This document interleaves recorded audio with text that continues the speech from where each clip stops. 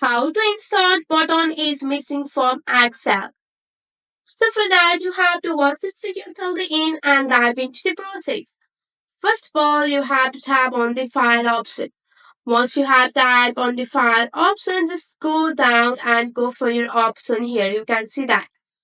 Once you are on your option, you can see the customize ribbon. Just go for the customize ribbon option. And once you are on your customize ribbon option, here you can find the different button. So if you don't find any button here, just go for that option here and just go for the insert option here. You can see the insert option. If you So you have to just go and right click and take this insert box option and just go for the OK option. That's it.